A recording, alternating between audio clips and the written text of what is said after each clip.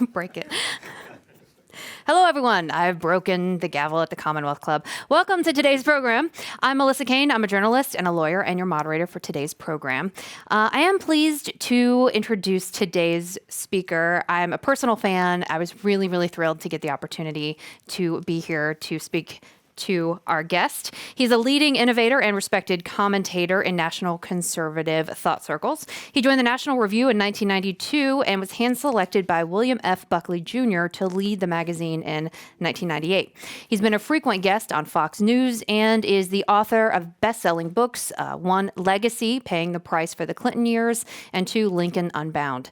In Mr. Lowry's new book, The Case for Nationalism, he argues that nationalism is not a dirty word and refutes criticism from the left and the right that nationalism means fascism, militancy, and racism. He writes that nationalism means self-realization and identity and is integral to America's success. Ladies and gentlemen, Mr. Rich Lowry.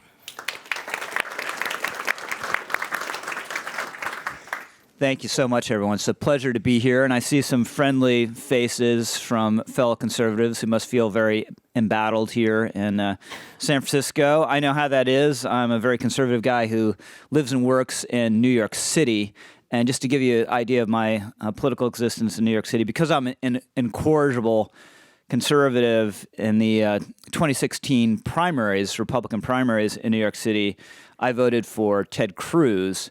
And my wife did as well. And the New York Times has this amazing feature where you can look the next day and they have a precinct-by-precinct breakdown of the vote. And I looked at our precinct and I was like, wow, we were 20% of the Cruz vote in our precinct. and do the math.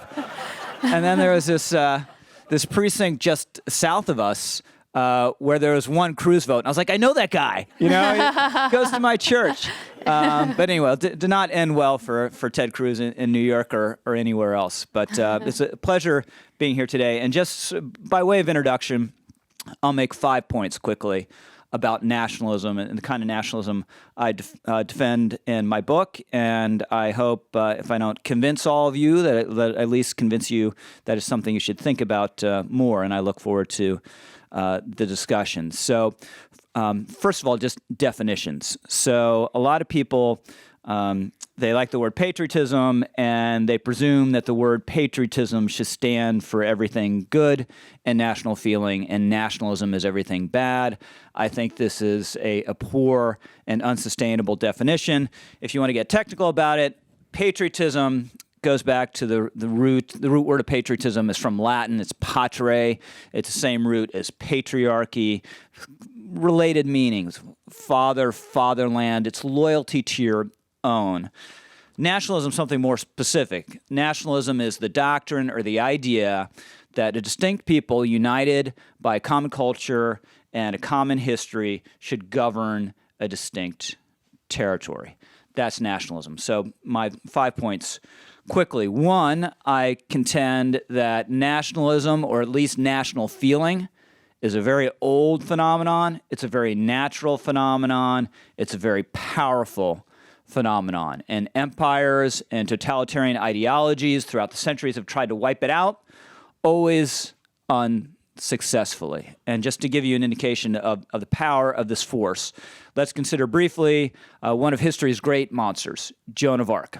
Okay, Joan of Arc, 1425 or so, has a vision in her father's garden from St. Michael, an angel, that she should liberate her country from the English. The English kings at that time, they'd come over from France, from Normandy. They had an idea they should govern not just England, but France. This precipitates the 100 Years' War, which is a catastrophic event, certainly for the French. The populations were reduced by about half, famine, combat, you name it. And when Joan is born, her country has been under occupation under occupation in a civil war for about 75 years. And she's 14 years old when she has this vision. And somehow, astonishingly, through force of will, she convinces French authorities that she should be allowed to join their forces to fight the English. And famously, she is stationed outside this English-occupied city, Orleans, and she sends the English troops, these I'm sure hard-bitten guys, a message saying, "I'm a captain of war. I'm going to chase you one and all from our land, from France, and if you don't go, I'm going to kill you. This is just fair warning." Right? And they take this about as seriously as you would expect. She sends some more messages. She finally fires over on an arrow a last message saying, "This is my last warning, and there'll be no more communication." And the English yell across the ramparts, scorning her and laughing at her and say, "Oh, more news from the horror of the French Armagnacs." And Joan does what you would expect any normal teenage girl to do when insulted. She cries tears of outrage. And then she does what no teenage girl has ever done in world history. She mounts a white horse. She leads the French troops into battle carrying a 12-foot white banner with an image of Christ sitting in judgment, and indeed chases the English from the city of Orleans. And amazingly enough, she, as she promised she would do, restores the French line to the French throne. Now, she's betrayed by French allied to the English. They try her. It's not a fair process, as you might imagine. The whole thing is geared to executing her, which they do. They burn her at the stake. She declares the name of Christ as she's burning, and they spread her ashes in the Seine River. She's 19 years old. And the whole point is to salt away any memory of Joan and her cause. And of course, the opposite happens because she's become a symbol of her nation, and as such is extremely powerful and will never be wiped away. When France, centuries later, is occupied by a much more horrid foreign army, the Germans, the Free French, what do? They use the symbol of Joan of Arc, the Cross of Lorraine. They paint it on their airplanes. They paint it on their ships. When Charles de Gaulle himself, a great vindicator of the French nation and symbol of the French nation, dies, his hometown erects a 60-foot-tall Cross of Lorraine to mark him in the village. That is nationalism in a nutshell. That is national feeling. That's why it never goes away. Second point, I argue that nationalism is part of the mainstream of the American tradition. You don't get American Revolution without it. You don't get the ratification of the Constitution without it. You don't get victory in the Civil War without it. It's a tradition that runs through Hamilton. He's really the taproot of it, through Lincoln, through TR, and on into the 20th century, into FDR and Reagan. And that both of those figures have access to nationalistic sentiment and symbols and feeling is a sign that it is a fairly plastic force, and it's a force that can be abused. It's also a force that both parties and people of different ideologies have access to if they want it. Third, it's a major contention in my book that America is not just an idea, as we very often hear. One of my axioms in political life is there's something that everyone agrees on and that people of both sides say it's probably wrong. So if Joe Biden and Lindsey Graham can both say this with great confidence, there's a reason to at least be a little dubious about it. And I think this is an overly ethereal and abstract understanding of America. No one lives in an idea. Even philosophers don't live in an idea. You ask anyone, where are you from? No rational person says, "Oh, I'm glad you asked. I live in Locke's Second Treatise, Chapter 4, Book 5, right? That is not the case. Now, a more sophisticated version of this is the idea that in America we have a civic nationalism, which is largely true, based around common citizenship. But that's not all that we are. Nations are thicker than that. Individuals are thicker than that. And our culture is extremely important. And an example I use, hypothetical for to make this point, is if tonight in Paris, if an African American and a white American meet on the steps of the Paris Opera House, they instantly have more in common than anyone around them because they share bonds of language. They dress largely the same. They like largely the same cuisine. They have an enormous stock of common knowledge. They are united in a very important sense, even if their politics and ideology is different, even if they're from completely different parts of the country. To give you another tourist example, if also tonight, in a Munich beer garden, if the Germans think someone is an American, they don't look and say, "That guy there, I can tell. He believes in the Declaration of Independence. They say, no, he's friendly, he's boisterous, maybe he's fat. That's an American, right? And these are important aspects that make us Americans, and that can't be ignored or slighted. My fourth point, the culture has been really important to us from the very beginning. John Winthrop and the Puritans come to Massachusetts Bay Colony like 1630, 1632, somewhere in there. And they took from England the charter that they had to govern themselves. There's a little loophole in the charter that allowed them to take it with them, which usually you didn't do, but they wanted to have this document allowing them to govern themselves in their own possession, you know, as a symbol and a function of their relative independence. And now very quickly, they developed their own, you know, modes of religious worship, their own modes of government, and it's not to the liking of the King of England, and people around him urged him to go and take the charter back, go and get it. And so Winthrop and others have to consider, what are we going to do if this happens? And they make the decision, if the king is going to do this, we will resist him by force of arms. They put up cannons, they drill the militia, they put a beacon on a high point in Boston to alert everyone if the king is coming.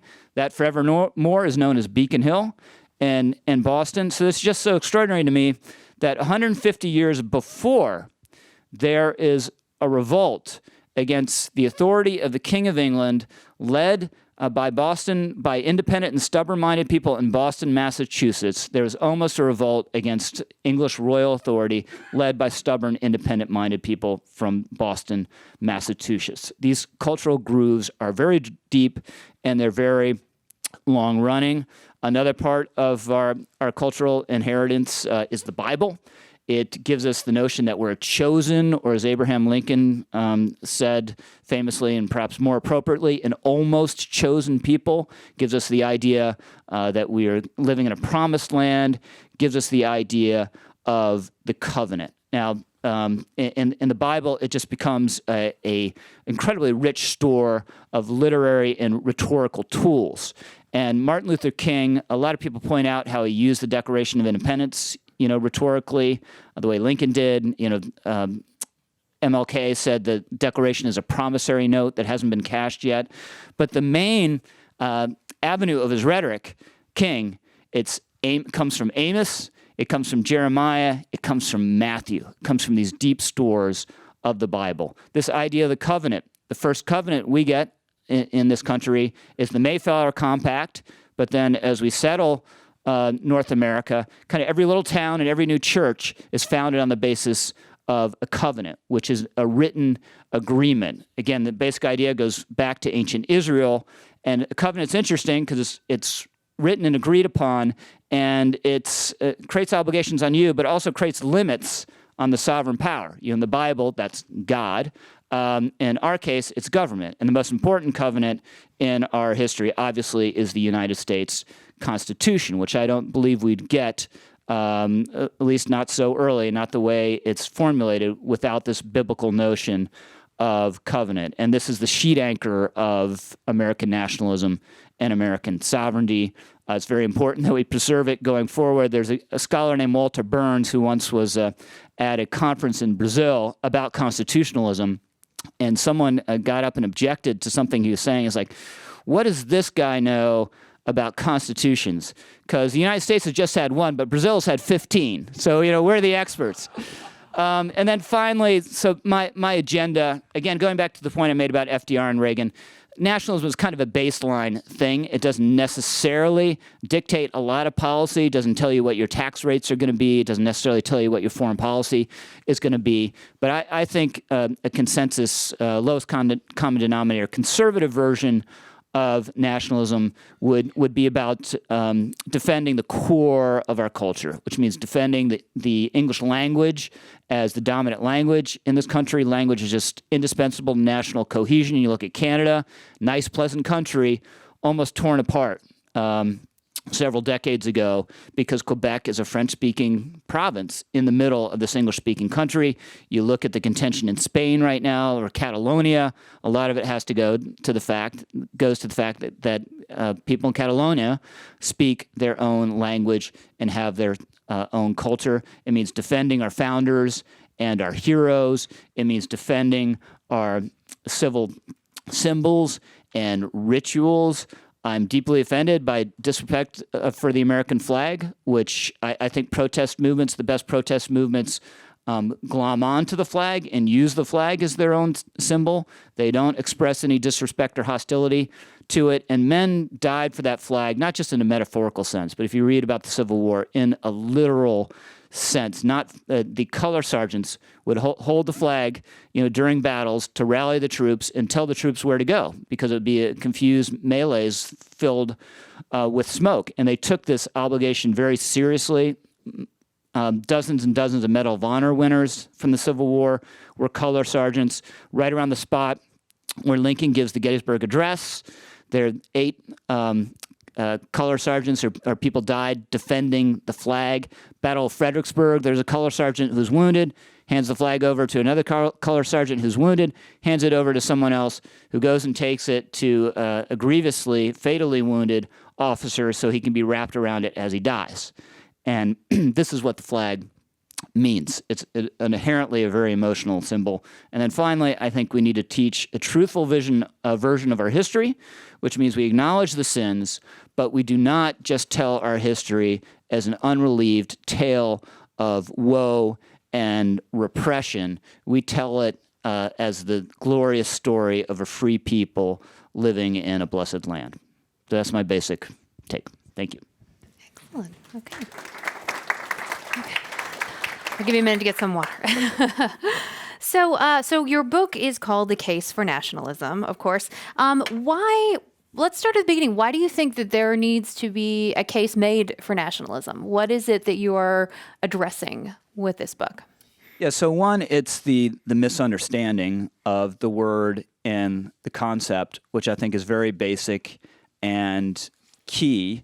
And two, it's that I think the sense of America is not just an idea or not just a set of ideals, which are obviously extremely important, but as a distinct, bounded entity, that's very important, and that's a notion that we shouldn't lose sight of. Well, I just mean, do you believe that nationalism is under attack? Do you believe that that you need to sort of get in there and make a good case for that reason? Yeah, and I think it clearly is.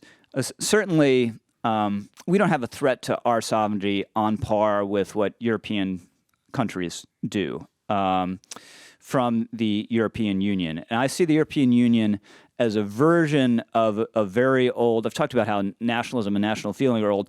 Imperialism is very old, and kind of an imperial vision, certainly in Europe, is very old. And I see the EU as a vision of a unified European-wide government that runs through the Roman Empire, runs through Charlemagne, runs through Napoleon, runs through Hitler, runs through the EU. Now, the EU, obviously, much more mild and benign version of that phenomenon. But to me, it's just outrageous that England, one of the glories of self-government in world history, should have any significant part of its autonomy and governing decision-making authority transferred to Brussels rather than Westminster. So I do think, because people assume that nationalism is nasty, because they assume it's small-minded or somehow bigoted, that the nation-state is under pressures, certainly in Europe. Well, and when you define nationalism, I think it's hard to do without talking about what it's not. Yeah. And even in your examples, you're giving examples of Americans in other countries, and so you're kind of defined by what's around you and what you're not. And I think for some folks, that's the problem with nationalism, is that it's by its nature drawing a line, however you want to draw it, but you're drawing a line saying this is us, and this is what we believe in, and this is sort of our territory. How do you create a situation where you can make people feel included, even if they don't, for example, speak English, when you're, sort of talking about the importance of it? Yeah, so that's a great question. So yes, it is inherently bounded and then sort of is exclusive in that sense. But whatever your unit of governing authority is, it's going to have some sort of bounds. Even an empire has a bound. It doesn't. There's no such thing as world government. There's never been any such thing as world government. And the problem with empires is that someone has to rule, and who speaks a certain kind of language, who comes from a certain constituent nation within the empire. And just the history is all the other nations caught up in the empire, they don't like this being governed by someone else. And that's why, an empire like the Habsburg Empire, which occupied an enormous amount of Central Europe, it had a pretty good run. 600 years is a long time, but it was known as the prison house of nations for a reason. It's because there's constant discontent among the constituent parts of the Habsburg Empire. And the history of empires, these traditional big empires like Ottoman, Habsburg, Russian, colonial empires, British, French, and the Soviet Union, I'd throw in as well. Once the coercive apparatus really gives way, and you're not keeping a boot on the neck of the peoples who make up your empire, the peoples go their own way. They want to govern themselves. They feel a more inherent connection to the people that they share a culture and a history and a language with. And I just think the nation and the nation state is the most natural political entity and political division. And I don't think it's an accident that two things have happened with the rise of the nation state in the modern era. One, we've seen the rise of democracy, because empires were never democracies, because I said someone has to rule someone else. When you get a nation state and a sense of common feeling and social cohesion, that's when you can have a sense of equal citizenship. That's when you can have a social trust that lubricates not just democratic governance, but a market economy. And also, in the last 50 years, when the nation state has been recognized, in large part because of American foreign policy is based around supporting sovereign nation states, you've had, relative to the rest of world history, a great time of peace. And this is because it's become a violation of international norms to invade another country and expropriate its territory and change its borders. Now that borders have a sort of sacrosanct, except for in some fringe cases, sacrosanct status in our international system, you have more peace than you had prior. Well, so one of the things you talk about in the book is how land is important. We've got the cultural element, but there's also a physical one, and we love to hear about ourselves. So you do talk about California and its importance to Americans' concept of nationalism. Could you talk a little bit about that for our Californians? Yeah, so I think it's really important. The territorial extent of the country is really important, and as part of our identity, it was really a consensus of everyone on the American scene that we weren't just going to stay huddled across the eastern seaboard.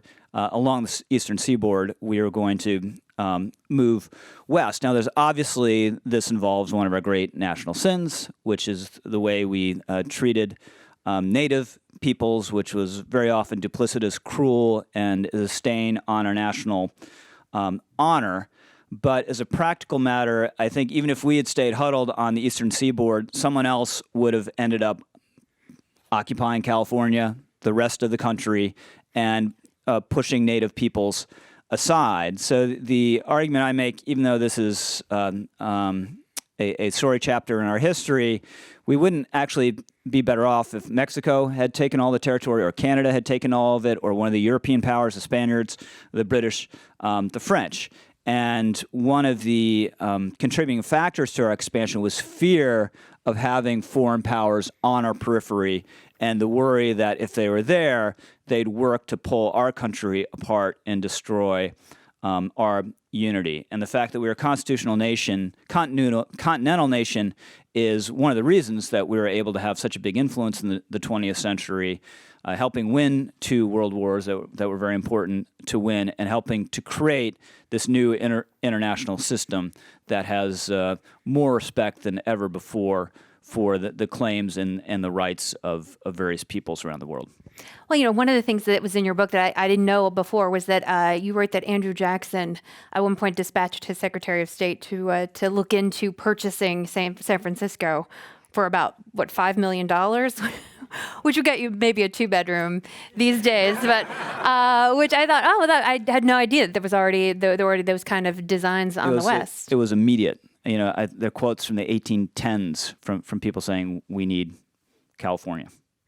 Now, better or worse? We've got a question about this, and it's something I had on my list to ask you about as well. Are we, to some degree, a victim of our own success? I mean, if nationalism is somehow defined sometimes by what it's not, then does the absence of a global competitor somehow sort of make us tear ourselves apart? There is a need to have this definition, and for some people, I think at certain ages, there's a need to find a fight. And so, if there isn't one out there, maybe we bring it here. I don't know. I mean, is it something we've sort of so successfully become a leading nation that now it causes problems for our sense of nationalism?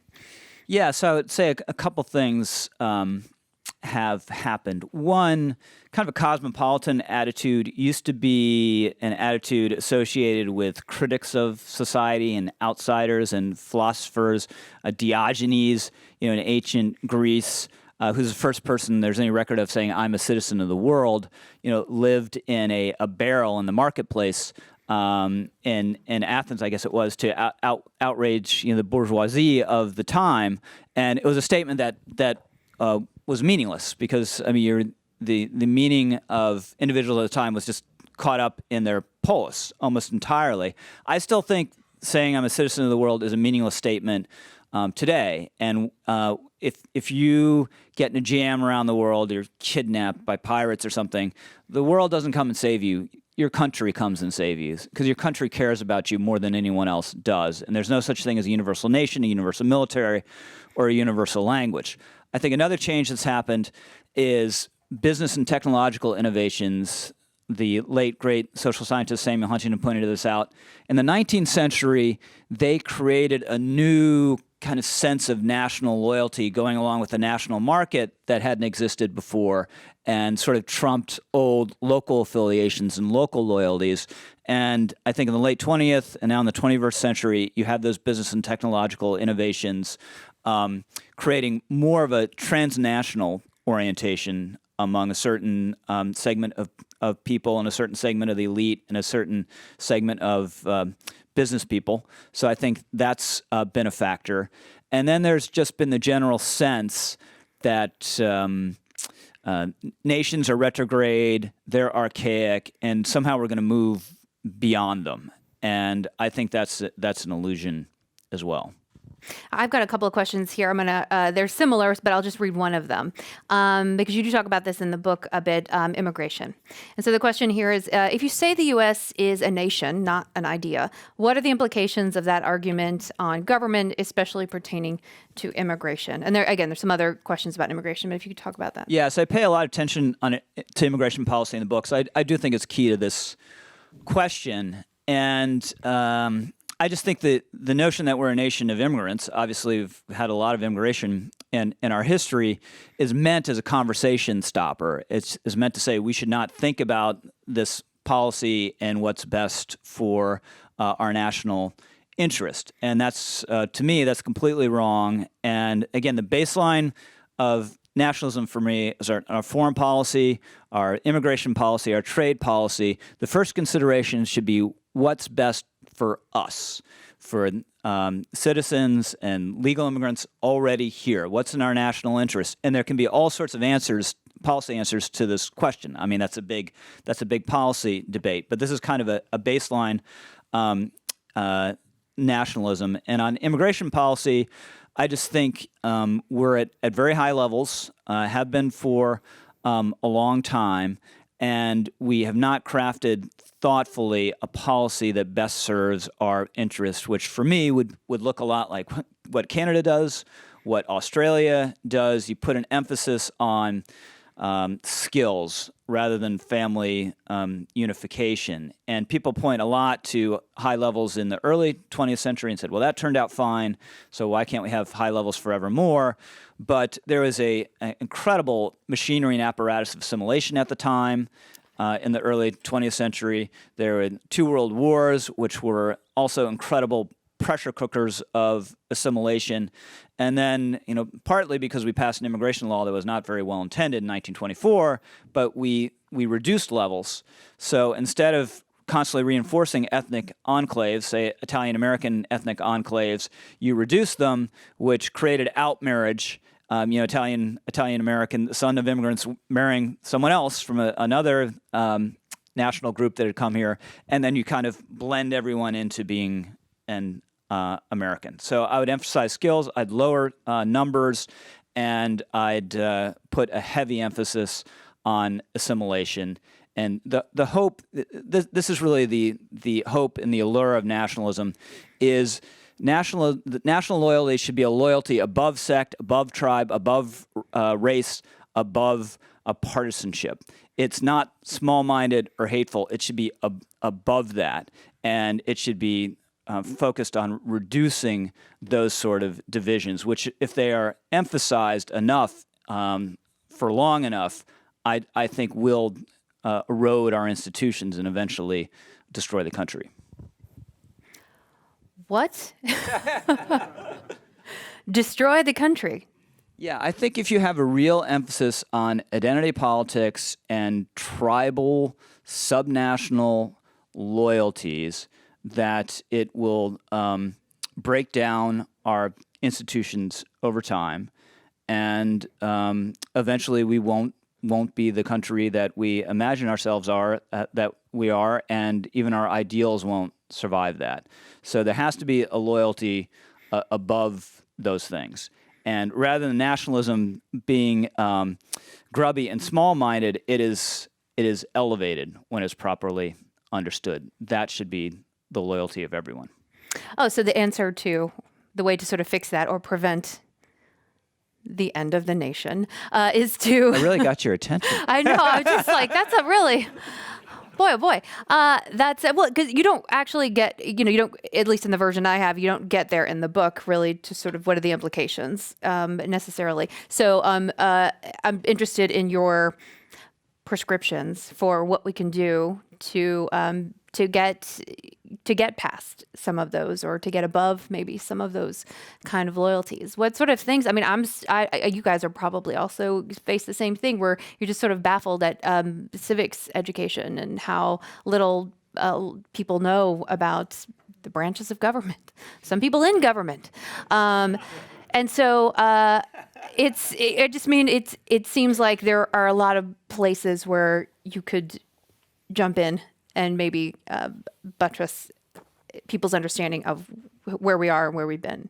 Yeah, I mean, it's really important to have a common story and a common memory. And as I said briefly in my opening remarks, it should be a truthful history. And conservatives have fallen down on this because we've wanted to sugarcoat a lot of things.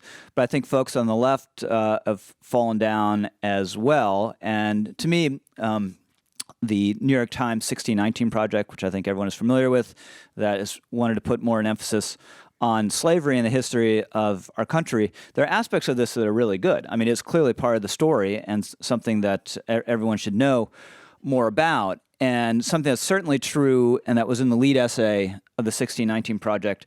The woman who wrote it, it was a very moving vignette where she talked about being a little girl in school and having an African-American friend, and the teacher, in an innocently meant exercise, asked everyone, all the kids, to point out on the globe, what country did your family come from?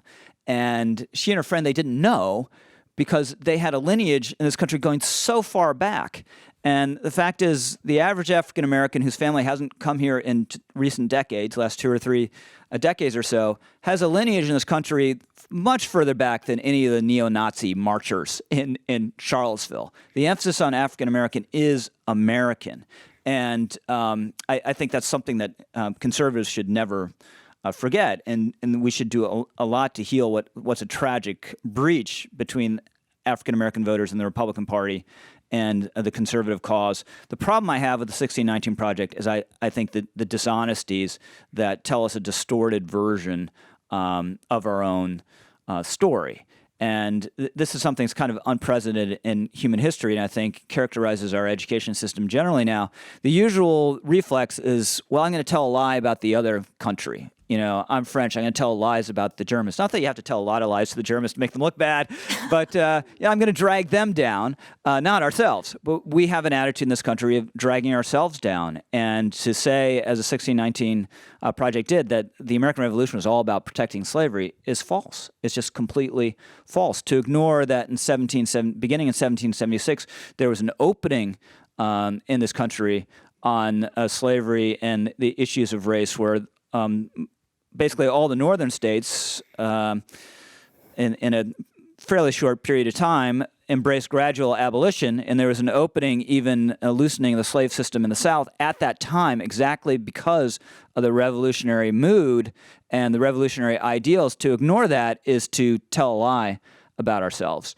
To say, as one of those essays did, that the Constitution uses the phrase property in men when it doesn't, when it explicitly there's a debate about it and a decision driven by James Madison and others to avoid using that phrase, to avoid giving the slave system that extra measure of legitimacy, is to tell a lie about ourselves. So let's be truthful. Let's acknowledge the sins, and there are many, but let's not forget how wonderful this country is. And we've got some questions that are related to conservatism and the Republican Party more generally, if that's okay. We've got some, of course, Donald Trump questions, which we'll have to ask. I have 2 questions actually basically ask the same thing, which is when Donald Trump says, "I am a nationalist," what do you think about that? Do you think it's helpful to your cause that he occasionally calls himself a nationalist? Yeah. So this is the thing with Trump. So you get him on the teleprompter, and the speech is written for him on these themes of nationalism. I think it's good and unassailable. I think a speech he gave in Warsaw a couple years ago was the best speech of his presidency.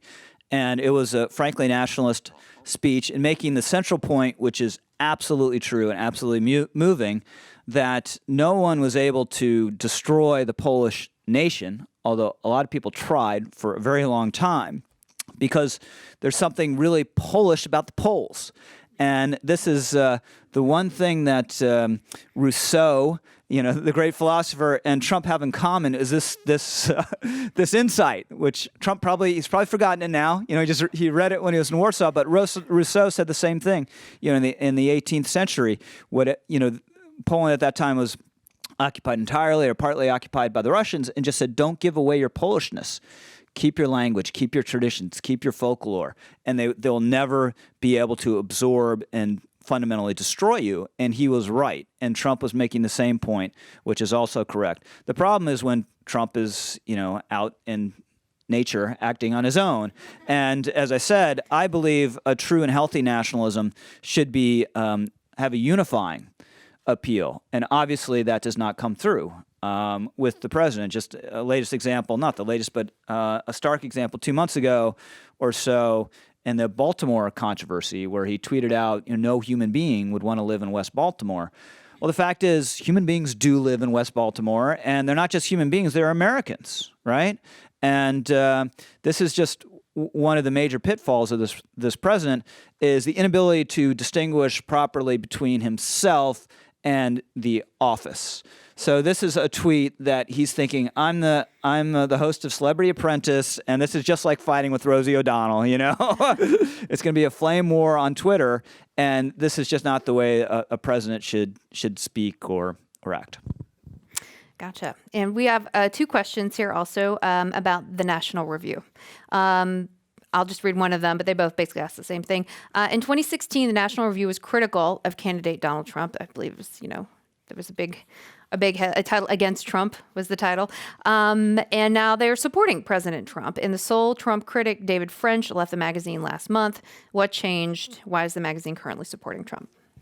Okay, so in 2016, we tried our hardest to defeat Trump in the primaries. We thought there were 16 better alternatives than Trump. So we threw, we are just a magazine. We're not a super PAC or a candidate, so we're a little hostage to broader circumstances, but we threw everything in our power at him. This was before anyone had actually voted in any caucus and primaries. He lost the Iowa caucus 2 weeks later, and my theory of the case is that losing would kind of be discrediting the way it usually is and kind of knock him down in New Hampshire.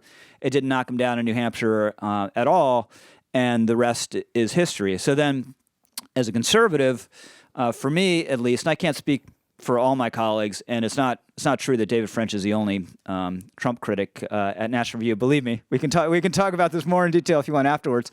But for me personally, the substance on some things I really care about has been better than I expected. I'm a really deep pro-lifer. He's been a rock on pro-life issues. He's been a rock on conscious rights. He's been a rock on judges. There have been a whole host of other things that he's been good on, which I never would have thought. I thought he'd be completely up for grabs. I still think if Chuck Schumer had played it differently or a little more shrewdly, he probably wouldn't have been a rock on so many of these things, but he was partly pushed by the reaction against him by the Democrats, but that's another story. So like 70-80% of the substance I like. Then there's the conduct and the statements, which very often I'm appalled by. And I might not hit every single controversy, but someone at National Review is, or we are officially, or we're discussing it on our podcasts. And then finally, so what's the alternative? When you run the against Trump issue, there are lots of Republican alternatives. Now there's no plausible Republican alternative. So it's possible the alternative coming down the pike is Elizabeth Warren, with the $50 trillion healthcare plan. And just I don't find that very alluring. A lot of Republicans don't find that very What alluring. about Bloomberg? Well, I mean, he's not going to win the Democratic nomination. He's probably not even going to run. The party has shifted quite far left. He could get on by being like a libertarian or something, right? I mean, they have spots on the ballot. Mike Bloomberg's many things, but he's not a libertarian.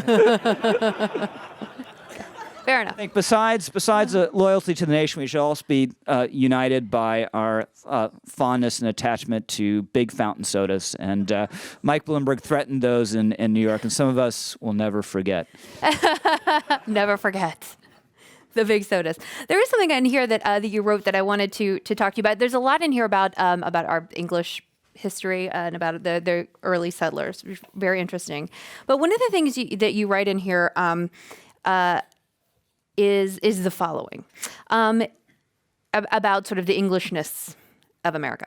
If the eastern seaboard had been settled by Spaniards, you could have left them alone for a very long time and marinated them in all the Enlightenment philosophers, and they still never would have come up with the American founding.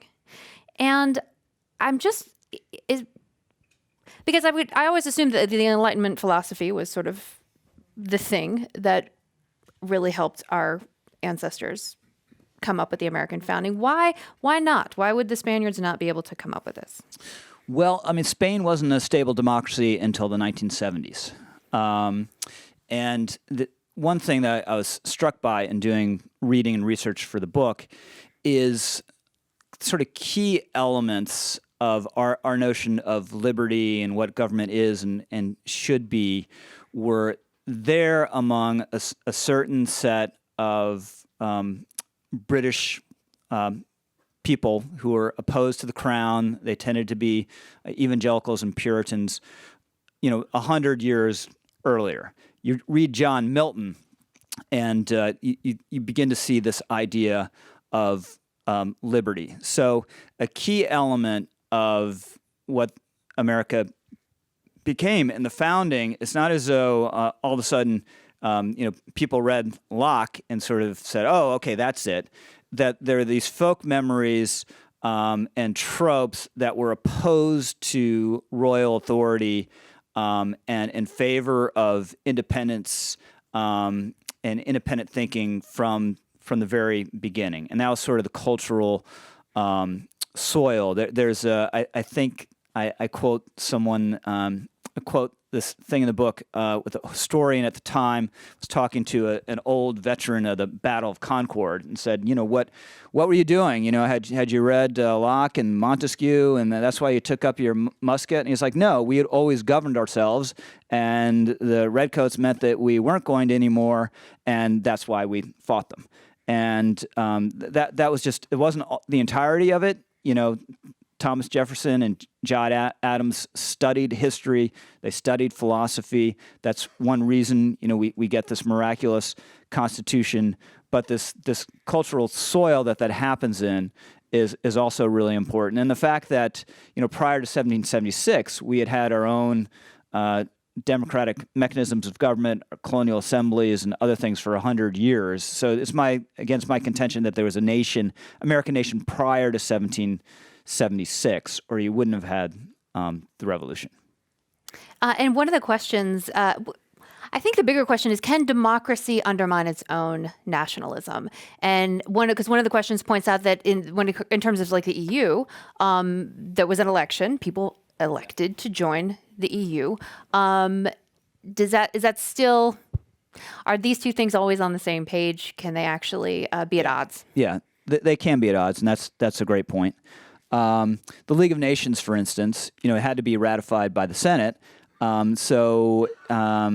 If it had been ratified, we would have decided to do it, but it would have had a mechanism in it compelling us to come to the defense of other countries that would have impinged our sovereignty significantly. So what's the most important sovereign act? So I don't think there can be a hard and fast rule to these things, but certainly in the case of Britain, if there's a routine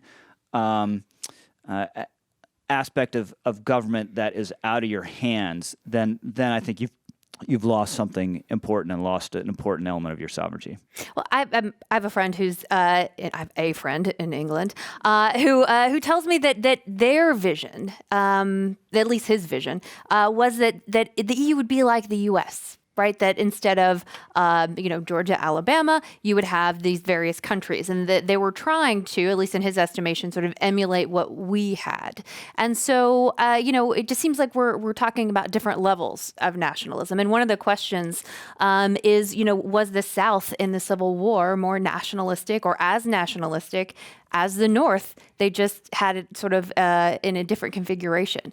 Sort of, what do you make of that sort of traversing the level? Yeah, so that's a great question. So I think what makes the EU different is it's going to have to sort of dissolve these bonds of nationhood in Europe that have developed for centuries in these individual nations that speak different languages and have different histories and have different cultures and different heroes and different founders. In the United States, obviously, at the outset, the colonies were sort of separate countries, right? You read about George Washington mustering his army initially, and there's a lot of regional divisions, but ultimately it comes together and is like the most important national institution, the military, I would say even above Congress at that time. But even though there are a lot of differences, they spoke the same language, they had the same background. And this is why Southern nationalism, to me, is bogus and spurious. It's because, Lincoln addresses this in the first inaugural, there are no really natural geographic divisions, there are no divisions of language, there are no divisions of history or founders. The division is the institution of slavery. And it is entirely appropriate. There is a right to revolution, which is what the South was trying to do, in a just cause. and this was the opposite of a just cause. This was a revolution entirely to protect chattel slavery from the fear of future encroachments by the national government. So this was a swollen regionalism that was trafficking in the idea that it was a nation when it wasn't. And the real nationalist was Lincoln, and he won. And in California, we get the state of Jefferson that keeps trying to break away. There's this continual effort to break the state up into smaller states, and we've sort of got these separatist movements. And we've got one in Vermont. I mean, they're sort of all over the place. I mean, we still seem to have some measure of this, but what you're saying is that because there's no sort of natural delineation, because we still share cultural bonds and historical, linguistic, for example, that's the thing that sort of keeps everybody legitimately in. So nationalism doesn't have anything to say to how many states California could be broken up into. It does have something to say about whether California should be part of the Union, which is yes. Although I do think if Trump wins a second term, there are going to be some people in California who disagree with me. There are already some who disagree with you. We're going to have our own foreign policy, I think. We're sort of doing our own thing. Well, one of the other questions from the audience was, what is the state of the Republican Party right now? And I think I want to make sure to get this in before we end here. I'd love to just get your. There's a lot going on. Scroll your finger down on the news feed, and it's all a bunch of other new stuff that seems to just keep coming and coming. So there's a lot of things happening every day, and yet we're still, to your point, there's only one real candidate for president from the Republican Party now. So talk about what your take is. Yeah. So one of the strange things about Trump's election is that usually this was represented a kind of revolution in the Republican Party, and usually when that happens, there's a movement that springs up in advance, that makes some inroads, has victories and defeats, and then takes over. Sort of the victory of the new left taking over the Democratic Party in the early 70s is kind of an example of this. The thing with Trump, there was none of that. And one of the after effects is the things that he's different on, immigration, trade, wanting to do infrastructure program and whatnot. Almost all of it hasn't been thought through. So the stuff that he's been able to do, judges is a great example. It's not as though Trump is like identifying these great judges. They're all on a list for him because there was this movement for 30 or 40 years. We're going to develop this theory of originalism. We're going to grow this talent beginning from law schools, and we're going to have it all on the shelf. So you've had this weird mixture where Trump was kind of a rejection of typical Republican policy orthodoxies in a lot of ways, but has governed in a very orthodox way because like all the orthodoxy was on the shelf and ready to go, and Paul Ryan and Mitch McConnell are like, let's do this.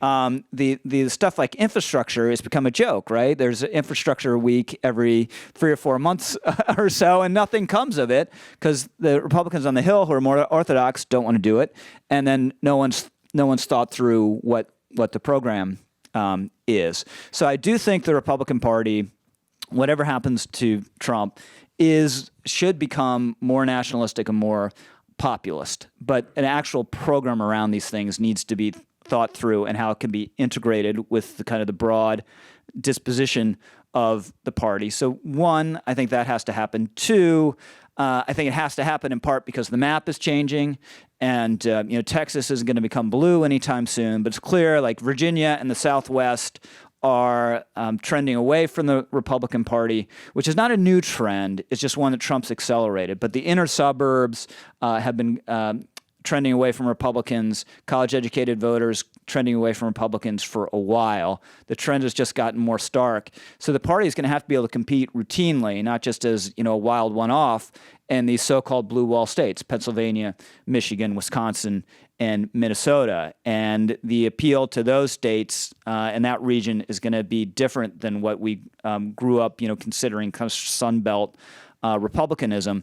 And then the final point, I think a more nationalist, populist Republican Party has more potential to jump racial lines than a conventional stereotypical Mitt Romney Republicanism. I think there's a class of black and Latino voters, especially middle working class males, who can find a version of what Trump is getting at or trying to do appealing. Now, for Trump to do it himself would be really hard. He'd have to get out of his own way. He'd have to be much more disciplined. He'd have to really work it.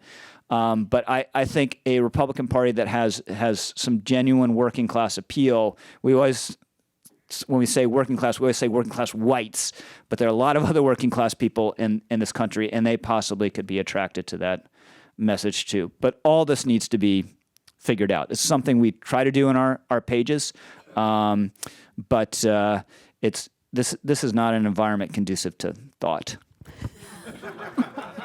That's depressing. Well, are you concerned at all about the losses in this recent election and then in the midterms as well? And we keep seeing polls and data that show that in important states, based on the Electoral College, that the president is still doing okay, if not well. And yet, when the elections are actually happening, in between, we're seeing big losses. Yeah, so this is a trend the suburbs have gone against Trump. And what happened in 2016 is he wasn't a natural suburban candidate, but running against Hillary, one, and two, right at the end, there was just kind of a snap back among traditional Republican voters in the suburbs. I experienced this personally because my mom is quite elderly now, lives in a suburban area in Virginia, and about 3 weeks, she votes early, 3 weeks before the election. She said, Richie, who should I vote for? I hate Hillary, but I'm not going to vote for Trump, so who should I vote for? And I didn't urge her to do this. She was just asking me. So I look it up, and I was like, oh, this guy, Evan McMullin. Remember him? He was the independent candidate. He's running in Virginia. You can vote for Evan McMullin, Mom. He said, okay. She goes and votes for Evan McMullin. And then 3 days before the election, she calls me. He's like, Richie, who's that idiot you had me vote for? I want to vote for Trump. And and this happened among a key increment of suburban voters. Whatever it is, they wanted to come home. So Trump needs that to happen again in 2020. At the same time, he gets his base out again, probably in bigger numbers. So what we're looking at, it's really unprecedented for an incumbent president to have a plausible path to re-election that does not plausibly involve winning the popular vote. He's not winning the popular vote. Like I was talking about with friends earlier, every voter who stayed home in California and New York is coming out no matter what. I mean, it's going to be like a 6 million popular vote loss. But the thing is, he still does have a path in those upper Midwest states we were just discussing that could get him the electoral vote majority. Even with the impeachment proceedings and all this cloud? Yeah, I mean, the remarkable thing about the impeachment proceeding is last week there's an NBC Wall Street Journal poll that showed 49% support for impeaching and removing Donald Trump and 46% opposition. Why do these numbers sound familiar, right? 49% is what Hillary Clinton got in 2016. 46% is what Donald Trump got in 2016. So I know we're consumed every day things are happening, but in the broader scheme, nothing's happened. Nothing has happened. We're dug in exactly the same place. He's going to get impeached in the House. He's going to get acquitted in the Senate unless there's some earth-shattering development. And I just kind of think 2 weeks later, it's going to feel like impeachment happened a decade ago. There's going to be 10 new outrages, and that distracting us, and we're just going to sort of go on as before. Wow. Not that there's anything wrong with it. I have two more questions for you. I'll start with this one. There are, sorry, I keep sort of pinging back and forth from the book to the sort of now, but I want to make sure I get as many of your questions in as I can. I have a couple questions here about language. So sorry, I'm going to downshift a bit to this.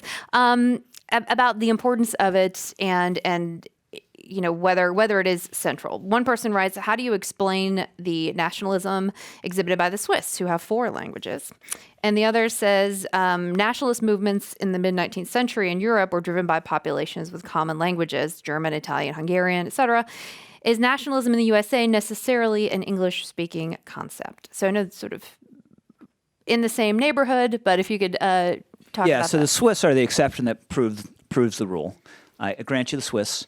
And I think, there's a tendency to think, well, language, that's so exclusive, but it's not. People can learn English, people all over the world learn English. Immigrants throughout our history have come here and learned English, and I just think it's good for them because it betokens of full integration into the country, and it's good for us because it promotes social and national cohesion. So again, I think this is at the molten core of the cultural nation, and if we're ever going to become a bilingual society, it would speak of deep divisions that would be unhealthy.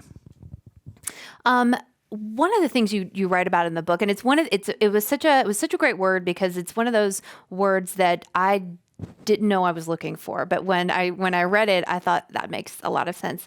And the word is gratitude, and about how that plays in to nationalism, and about how, if depending on how you're feeling, gratitude for the nation that you have, it's easier to translate into nationalism, and that the opposite may be true. So could you talk a little bit about that? Because I thought it was such an important concept. Yeah, thank you. Yes, so none of us did anything to be born here. No one, right? And it's one of the great blessings in world history to, no matter what you think of Trump, no matter how distracted and irritated you are by social media or whatever else, it is just a incredible bounty and boon to everyone to be living the 21st century United States of America that none of us did anything to significant build throughout our history. None of us wrote the Constitution. None of us signed the Declaration. None of us won the Civil War. Very few of us, maybe some of us in this room, marched with Martin Luther King or in civil rights demonstrations. So all that is bequeathed to us, unearned. It's like, to put it in religious, Christian terms, it's the equivalent of unearned grace. And the only appropriate way to react, in my mind, is just almost boundless gratitude. It doesn't mean we can't be critical of our country and things that happen here that are wrong, but it means that we need to realize just what an incredible blessing it is, and all those criticisms we might make need to be in the spirit of making it better and bequeathing it in turn to a next generation that hopefully will be equally grateful. We have time, I think, for one more question. And this sort of ties into that. This is the last audience question. Given the negative applications in recent history, how do we avoid the abuse of nationalism as a concept? Well, first of all, I think American nationalism is different. Liberty and individual rights are built into our national identity. As I referred earlier, the Constitution is the sheet anchor of our sovereignty, is a source of national sovereignty in this country, a miraculous document that gives us a strong and capable national government, which we needed if we were going to survive, but also gives us a limited government, which we need if we're going to preserve our liberty. So I think our nationalism is different and just more naturally benign than that in other places in the world. And we just need to realize, white nationalism is a contradiction in terms. There is no such thing as a white nation. This country's culture has all sorts of influences, including incredibly important influences from African Americans, and nationalism is part of what will keep us together and keep this country great. Excellent. Okay. Let me grab my script here. Okay. We're good? Is that it? Yeah, I think Good? so. Let me just give a Everyone's quick closing. satisfied? He'll be a captive audience in just a minute. If you go over there, he has to sit there and listen to whatever you have to say. So buy the book, tell him what you think. Alrighty, so great. So our thanks now to Rich Lowery, editor of the National Review and author of the new book, The Case for Nationalism, How It Made Us Powerful, United, and Free. We also want to thank our audience members, of course, here in San Francisco and also online for joining us today. And as a reminder, copies of the book are for sale, and he will sign them outside the room following the program. I'm Melissa Kane, and now this Commonwealth Club program is adjourned.